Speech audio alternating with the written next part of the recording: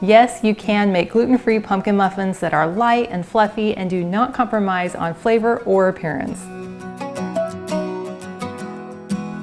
I'm excited to show you how easily you can make these muffins with oat and almond flour. They're naturally sweetened with applesauce, maple syrup, and coconut sugar. They have all the delicious pumpkin pie seasonings with a simple cinnamon crumble on top. And with half the sugar of a traditional muffin, you can enjoy these as a breakfast, snack, or dessert. To make these muffins, we're going to use oat flour. You can use store-bought oat flour, or if you have a blender, a food processor, or like a magic bullet, and you have either old-fashioned or quick oats, then you can make your own oat flour in a matter of seconds. I've just filled the cup of my NutriBullet to the max fill line with some old-fashioned oats. And then I'm going to simply screw it into the motor and let it run for a few seconds.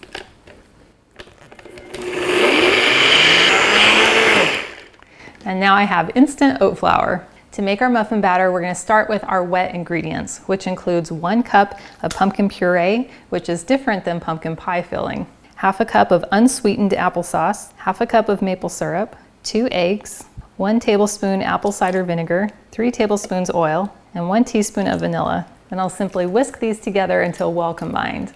And then for our dry ingredients, we're going to add 1½ cups of our freshly ground oat flour, 3/4 cup of almond flour, 1½ teaspoons of baking powder, half a teaspoon baking soda, 1 teaspoon pumpkin pie spice, and half a teaspoon salt. And then we'll simply whisk these together until well combined. Oh man, that is starting to smell so good. And then we can set this aside. To make our cinnamon crumble that goes on top of the muffins, we're going to start with 2 tablespoons of butter. And we want to have it nice and melted. So I'm going to put this in my microwave for about 20 seconds. So after 20 seconds, that's perfectly melted.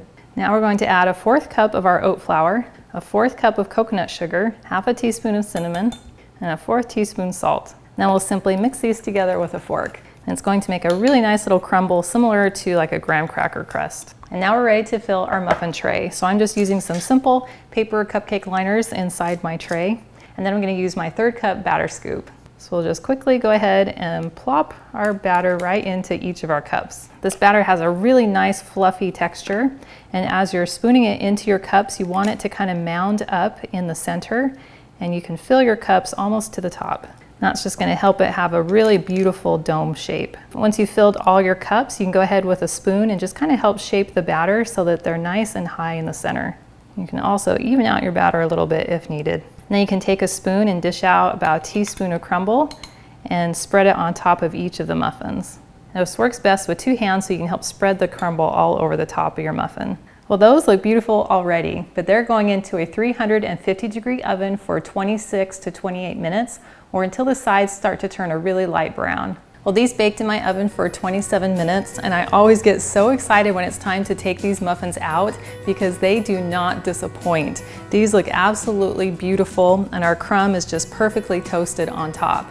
I allowed the pan to cool on my counter for about 10 minutes, so they are perfect for eating. That is delicious. That flavor keeps getting better. As soon as I bite in, I get that sweet crumb texture from the coconut sugar and the oats and the butter that were on top.